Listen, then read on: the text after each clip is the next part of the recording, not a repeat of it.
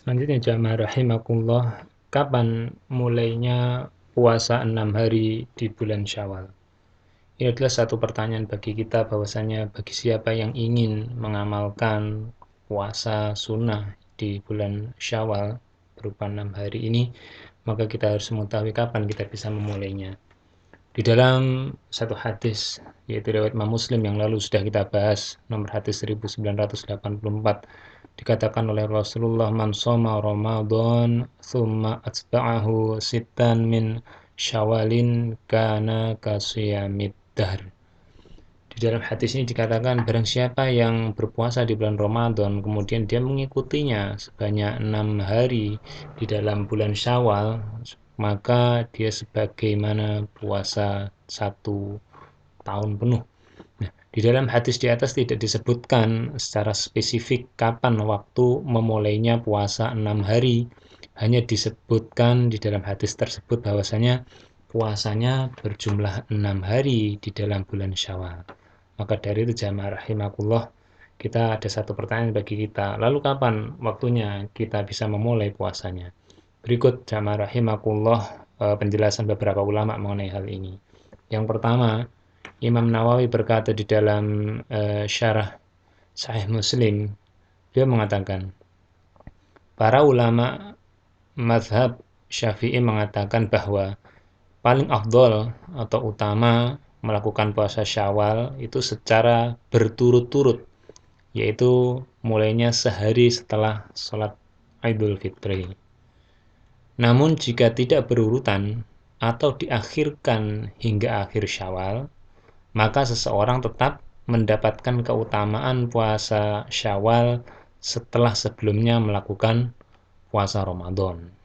Jadi menurut Imam Nawawi dikatakan bahwasanya yang afdol, artinya terkait dengan keafdolannya, puasa Syawal itu dilaksanakan berturut-turut. Artinya setelah melaksanakan puasa Ramadan, kemudian berhari raya, setelah hari raya selang 1 hari itu, maka dianjurkan untuk memulai puasa Syawal, yaitu untuk hitungan pertamanya. Namun jika tidak berurutan, artinya mungkin dia berselang berapa hari, kemudian berapa hari, atau bisa saja diakhirkan hingga akhir Syawal, atau 6 harinya itu di akhir bulan Syawal, maka seseorang yang melakukan itu tetap mendapatkan keutamaan puasa Syawal, yaitu mendapatkan pahala sebagaimana orang yang telah puasa 1 tahun penuh. Karena apa? Syarat pertama telah terpenuhi, sebelumnya dia telah melakukan puasa di bulan Ramadan. Kemudian beliau berkata, karena seperti itu pun disebut menjalankan puasa 6 hari Syawal setelah Ramadan. Jadi apapun yang terjadi dalam dia mengamalkan puasa Syawal, baik berurutan di awal atau diakhirkan, maka mereka ini tetap disebut telah menjalankan puasa Syawal sebanyak 6 hari dengan syarat setelah Ramadan.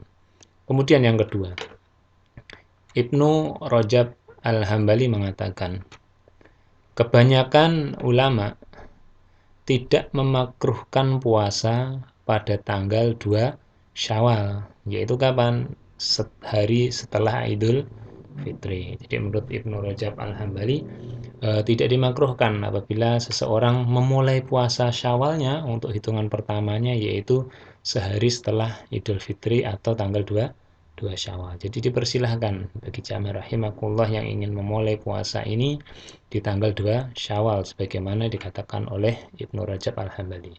Kemudian selanjutnya jamaah rahimakumullah, di dalam surat Al-Baqarah ayat 286 ini, menurut Syekh Muhammad bin Rashid, beliau mengatakan, yang lebih utama adalah memulai puasa Syawal sehari setelah Idul Fitri.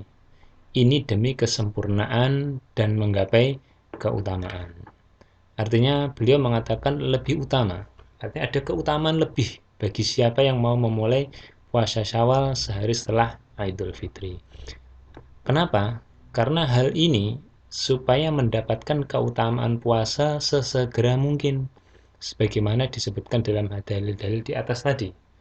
Namun para jamaah rahimakumullah, beliau mengatakan, sah-sah saja apabila seseorang tuh melaksanakan puasa Syawal tidak dilakukan di awal bulan Syawal, yaitu bukan di tanggal 2, 3, dan selanjutnya, karena ada hal-hal lain yang membuat dia tidak melaksanakan puasa Syawal di awalnya karena menimbang maslahat yang lebih besar.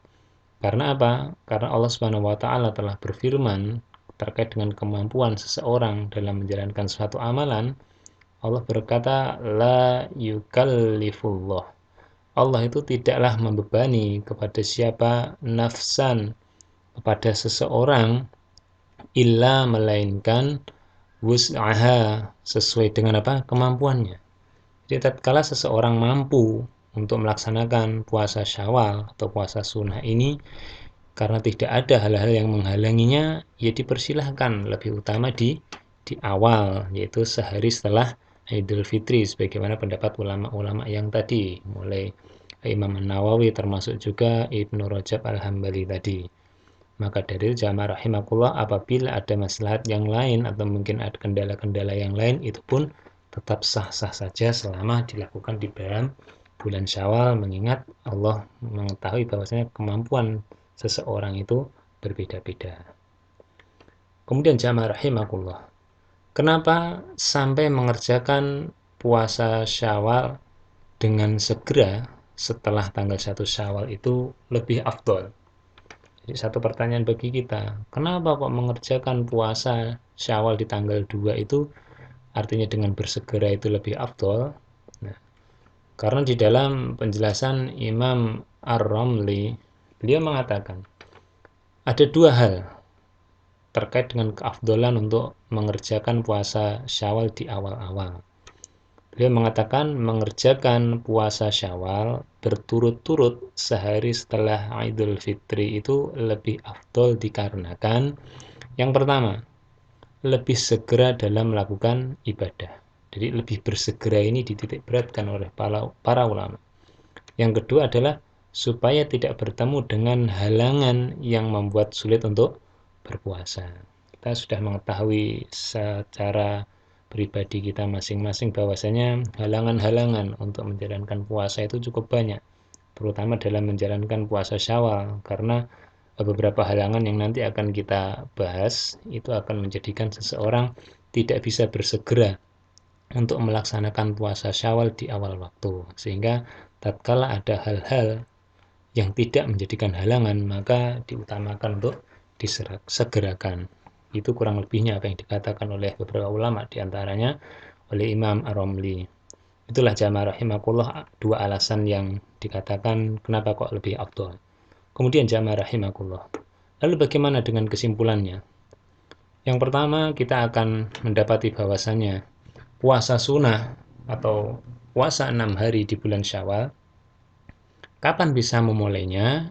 Yaitu bisa dimulai untuk dikerjakan sehari setelah hari raya Idul Fitri, yaitu pada tanggal 2 Syawal. Kenapa tanggal 1 Syawal tidak boleh melaksanakan puasa? Karena itu termasuk hari dilarang berpuasa karena hari raya. Maka setelah itu di tanggal 2 Syawal ini diperbolehkan untuk melaksanakan puasa, sehingga tidak masuk di hari-hari yang dilarang atau hari tasyrik di dalam pembahasan yang lain. Maka dari itu jamaah rahimakumullah, apabila kita bertanya atau ditanya oleh seseorang kapan kita bisa memulai puasa Syawal, menurut penjelasan para ulama-ulama tadi, di antara Imam Ar-Ramli, Ibnu Rajab Al-Hambali, Imam An-Nawawi, dan juga dengan Syekh Muhammad bin Rashid tadi, bahwasanya bisa memulai puasa Syawal mulai tanggal 2 Syawal atau sehari setelah hari raya Idul Fitri. Akan tetapi jamaah rahimakumullah, sebagian ulama ada yang berpendapat bahwa dalam mengamalkan puasa Syawal itu justru dianjurkan tidak pada tanggal 2 dan 3 Syawal. Beberapa ulama di awal tadi justru menganjurkan untuk memulai puasa Syawal lebih awal, yaitu di tanggal 2, dan selanjutnya ada keutamaan atau hal-hal yang lebih afdal lainnya. Akan tetapi beberapa ulama juga berpendapat bahwasanya tidak dianjurkannya pada tanggal 2, 3 Syawal dan selanjutnya. Maka jamaah rahimakumullah akan muncul pertanyaan pada kita. Apa pertanyaannya? Pertanyaannya adalah, apa dasar pertimbangan dari para ulama tadi tidak menganjurkan atau tidak anjurkannya untuk puasa pada tanggal 2 dan 3 bulan Syawal untuk mengawali puasa 6 harinya itu. Beberapa penjelasannya adalah sebagai berikut jamaah rahimakumullah. Yang pertama, di dalam sebuah hadis Rasulullah Sallallahu Alaihi Wasallam yang ini menjadi dasar bahwasannya alasan pertama bahwasannya ulama tidak menganjurkan untuk puasa Syawal di tanggal 2 dan 3 yaitu masih dekat dengan hari Idul Fitri. Masih dekatnya bagaimana? Karena ya masih barusan 1 hari kemarin. Nah, maka dari itu sebagaimana juga dengan hari Mina, yaitu di tanggal 11, 12, 13 Dzulhijjah yang berdekatan dengan Idul Adha. Sehingga di dalam perumpamaan yang lain atau pembandingnya adalah dengan puasa-puasa yang terjadi di seseorang ingin berpuasa di bulan Dzulhijjah, maka terkait dengan hari Mina itu juga tidak diperbolehkan. Ini karena apa? Berdekatan dengan Idul Adha. Artinya apa? Saat itu masih hari untuk makan dan minum. Artinya masih suasana hari raya Idul Adha di mana ada penyembelihan kurban, dan kurban itu mungkin tidak bisa dihabiskan dalam waktu 1 hari atau 2 hari, maka hari-hari setelah Idul Adha itu adalah masih hari-hari untuk makan dan minum. Maka dari itu puasa-puasa di waktu-waktu itu tidak dianjurkan. Karena Rasulullah pun juga bersabda di dalam sebuah riwayat Imam Muslim nomor hadis 1926 di dalam bab larangan puasa pada hari-hari tasyrik. Dikatakan dari An Nubaisyah Al-Hudhali, ia berkata, qala Rasulullah sallallahu alaihi wasallam, berkatalah Rasulullah, ayyamut tasyriq ayyamu aklin wa syurbin. Dikatakan oleh Rasulullah bahwasanya hari-hari tasyrik itu adalah ayyamu, merupakan hari apa? Aklin, untuk makan-makan, wa syurbin, yaitu untuk juga minum. Jadi Rasulullah mengatakan hari tasyrik itu tempatnya makan dan minum. Jadi itu tidak dibolehkan untuk mengerjakan puasa di dalamnya. Sebagaimana juga dalam riwayat yang lainnya, dalam riwayat Imam Muslim dalam hadis selanjutnya yaitu nomor hadis 1927, disebutkan di dalam hadis ini bahwasanya ana Rasulullah sallallahu alaihi wasallam ba'athahu wa awsabnal hadathan ayyamat tasyrik fanada. Rasulullah pernah mengutus, periwayat hadis ini, bersama siapa? Aus bin al-Hadathan di hari tasyrik. Lalu dia menyerukan bahwasanya beliau menyerukan annahu, sesungguhnya, la yadkhulul jannah, tidaklah atau tidak akan bisa masuk ke dalam surga itu illa, melainkan orang-orang apa? Mukminun, yang dia beriman kepada Allah. Jadi dikatakan bahwasanya sesungguhnya surga itu tidak bisa dimasuki melainkan orang yang mukmin. Kemudian dikatakan juga wa ayyamu minna, dan hari Mina, hari-hari Mina itu dikatakan ayyamu aklin wa syurbin, merupakan hari makan dan minum. Sehingga ini tidak diperkenankan untuk berpuasa karena masih dekat dengan tanggal-tanggal yang disebutkan di awal tadi. Itu alasan yang pertama, jamaah rahimakumullah. Kemudian alasan yang kedua adalah oleh para ulama tadi tidak dianjurkan untuk puasa pada tanggal 2 dan 3 Syawal, yaitu pada 3 hari pertama setelah Idul Fitri, yaitu hari kedua, 3 maupun keempat, itu terjadi aktivitas saling berkunjung di antara sesama muslim, serta masih menebar kebahagiaan dan kesenangan. Karena apa? Ya karena telah masuk pada hari kemenangan, yaitu di bulan Syawal, hari raya Idul Fitri, sehingga mereka menebarkan kebahagiaan dan kesenangan dan saling berkunjung antara kerabat dan yang lainnya. Maka dari itu hal-hal seperti ini apabila masih puasa maka akan terjadi beberapa kegangguan dalam kegiatan berkunjung tadi untuk menebarkan kebahagiaan dan kesenangan pada hari-hari tersebut. Maka dianjurkan oleh para ulama beberapa di antara mereka supaya tidak berpuasa di tanggal 2 di tanggal 3 Syawal. Kemudian ada pun alasan yang ketiga adalah tamu yang hadir di rumah kita yang berkunjung itu walaupun bukan juga saudara, bisa jadi juga dengan saudara, mereka ini jadi tidak enak. Kenapa? Ketika dia itu disajikan makanan oleh tuan rumahnya, sedangkan tuan rumahnya itu sendiri tidak makan karena puasa puasa Syawal. Bisa dibayangkan jamaah rahimakumullah bahwasanya tatkala kita sebagai tamu contohnya, kita datang kepada kerabat kita atau teman kita tatkala kita datang pada tanggal 2 atau 3 Syawal untuk saling berkunjung dan menebar kebahagiaan dan kesenangan, mereka menjamu kita layaknya seorang yang kedatangan tamu pada hari-hari umum. Jadi dijamu tamunya, dimuliakan. Kemudian dihadirkan makanan-makanan. Ya silahkan saudaraku, silahkan kalian makan. Ini ada makanan dan minuman yang enak-enak. Silahkan. Nah, kemudian kita bertanya, nah, Anda sendiri kenapa tidak makan? Nah, kita makan cukup banyak dan kita melihat tuan rumahnya tidak makan, mungkin ngeliatin kita atau nunggu kita. Bukankah itu sesuatu pemandangan yang agak aneh sehingga terjadi apa? Perasaan tidak enak. Kalau ada satu makan yang lainnya tidak makan, maka itu kurang menyenangkan di dalam perasaan masing-masing dari kita. Maka dari itu yang dikatakan oleh para ulama sebagai alasan yang ketiga agar tidak dianjurkan untuk melaksanakan puasa di tanggal 2 dan 3 Syawal. Kemudian selanjutnya jamaah rahimakumullah. Adapun alasan yang keempat yaitu tuan rumah jadi merasa tidak enak kalau ia menyajikan makanan dan tamunya dalam keadaan puasa. Ini berbalik. Yang tadi tuan rumahnya puasa, tamunya itu. Nah, ini berbeda.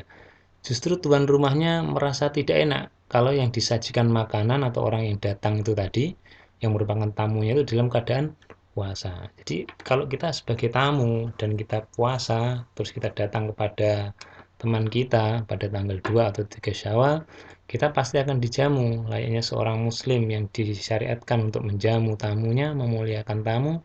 Kita duduk, kemudian sudah banyak makanan di situ untuk menjamu tamunya, silahkan dimakan. Ini ada makanan ini, makanan itu, ada jajan, ada permen, ada wafer, ada apa lagi lah.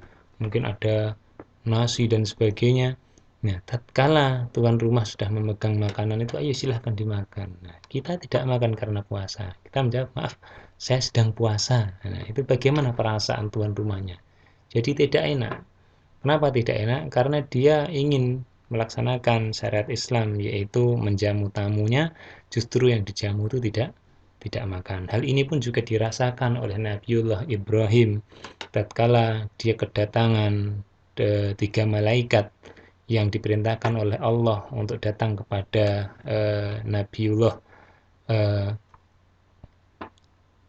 Nabi yang satu zaman dengan Nabi Ibrahim yaitu Nabi Lut yang untuk mendatangkan azab kepada kaum Lut di negeri Sodom sana. Maka tatkala Nabi Ibrahim datang kedatangan tamu, kemudian Nabi Ibrahim mempersilahkan duduk dan beliau menyembelih hewan untuk dibuatkan makanan yaitu daging dibakar dan sebagainya. Maka setelah dihidangkan, tamunya pun tidak menjamah makanannya dan Nabi Ibrahim pun menjadi tidak enak dan resah bahwasanya kenapa kok dia tidak mau makan.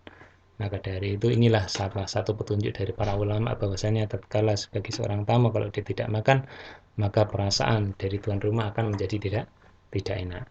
Dan jamaah rahimakumullah berkaitan dengan hal ini Rasulullah Shallallahu Alaihi Wasallam pun pernah bersabda dalam suatu riwayat, dikatakan bahwasanya suatu ketika ada seorang Ansor membuat makanan dan mereka ini mengundang Rasulullah Shallallahu Alaihi Wasallam dan beberapa orang bersama beliau untuk mendatangi jamuan makan tadi.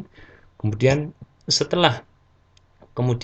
mereka datang dan makan, namun ada seseorang yang hadir bersama Rasulullah itu tidak makan.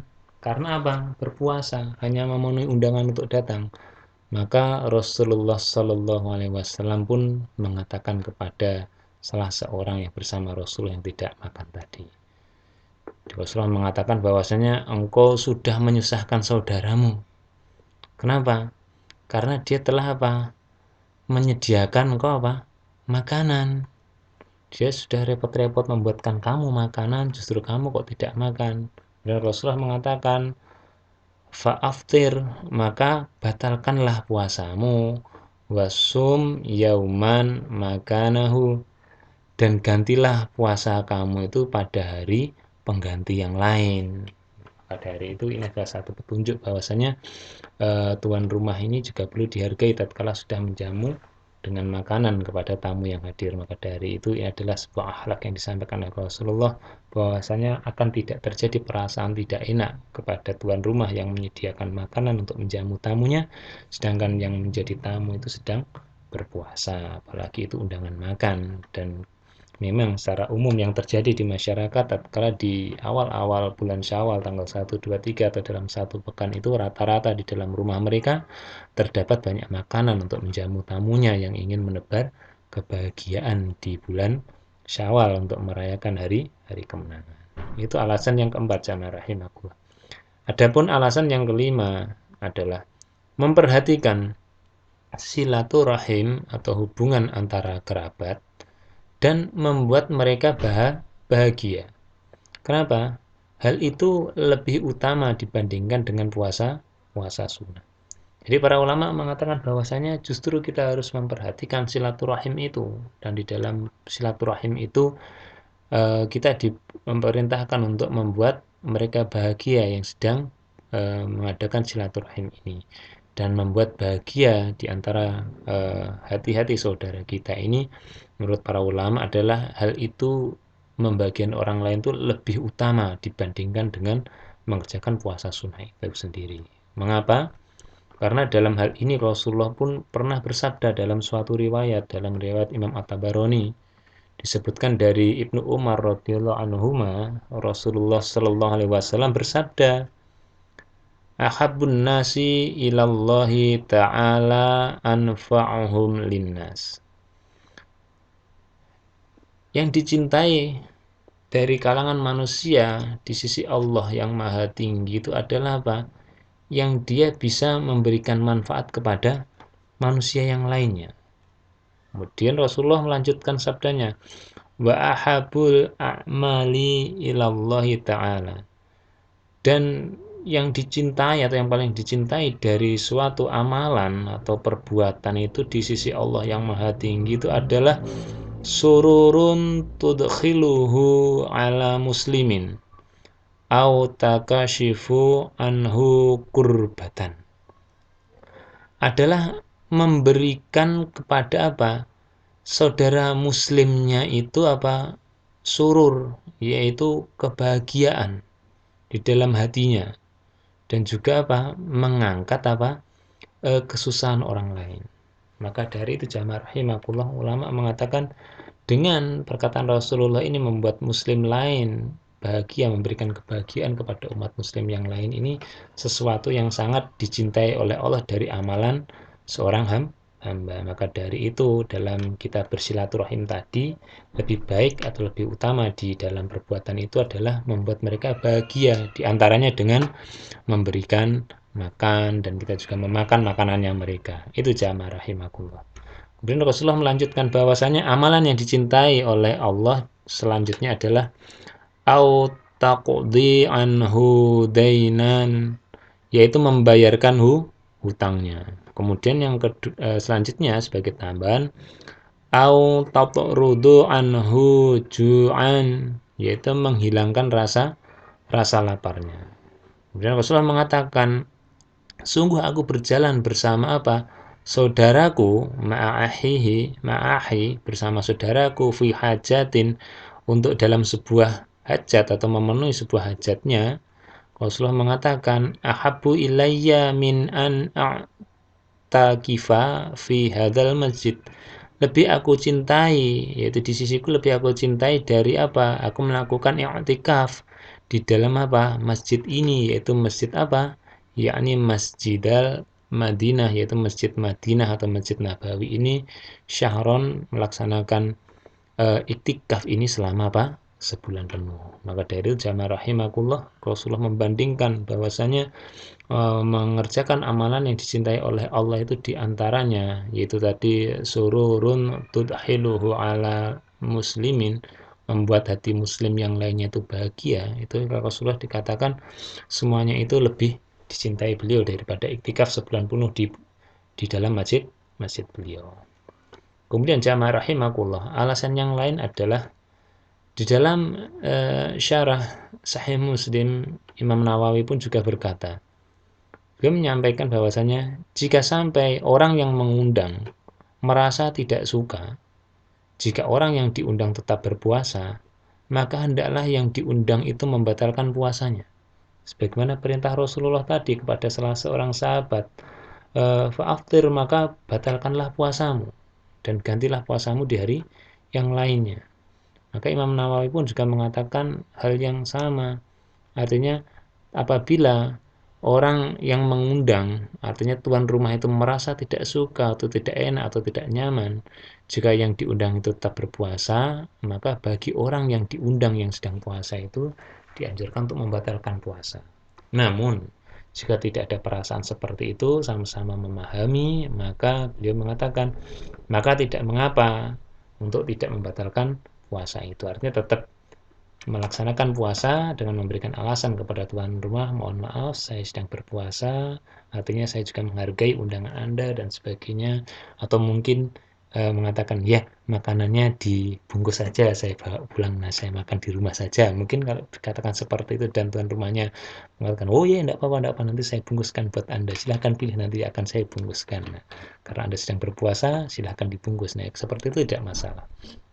Itu jamaah rahimakumullah. Dan ulama yang lain juga mengatakan tentang puasa pada awal-awal Syawal, yaitu Syekh Nashin Qibti, dia mengatakan bahwasanya yang afdol itu adalah apa? Tatma'innu ilaihin nafs, yaitu memberikan apa? Ketenangan jiwa, yaitu yang afdol di dalam perbuatan itu adalah memberikan apa? Ketenangan jiwa bagi diri kita dan utamanya bagi orang lain. Maka dari itu dikatakan jadikanlah suasana hari Id itu untuk menampakkan apa? Ayyamal Id itu untuk menunjukkan apa? Lil farah wasurur, untuk menunjukkan apa? Kegembiraan dan juga kesenangan. Jadi urusan farah dan juga surur ini diutamakan dalam rangka apa? Ini tadi tatma'innu ilaihin nafs, untuk memberikan ketenangan pada jiwa. Itu jamaah rahimakumullah. Artinya apa? 1 sampai 3 Syawal itu atau 1, 2 hari, 3 hari setelah hari raya Idul Fitri itu merupakan waktunya orang masih merayakan hari raya, masih senang-senang. Maka afdolnya menurut para ulama yang ke golongan kedua ini tidak menganjurkannya itu adalah mereka mengatakan afdolnya tidak berpuasa dengan berbagai alasan tadi. Untuk itu jamaah rahimakumullah, silahkan kita pilih dan kita sesuaikan alasan-alasan yang dikemukakan oleh para ulama ini terkait keutamaan, keafdolan dalam situasinya di dalam kita menjalankan keseharian di bulan awal-awal bulan Syawal ini, kapan kita bisa berpuasa. Akan tetapi para ulama telah mengatakan tanggal 2 Syawal itu pun juga sudah boleh berpuasa. Silahkan dilihat situasi dan kondisi. Itu jamaah rahimakumullah. Selanjutnya kita akan masuk dalam pembahasan selanjutnya, yaitu bagaimanakah cara berpuasa 6 hari di bulan Syawal.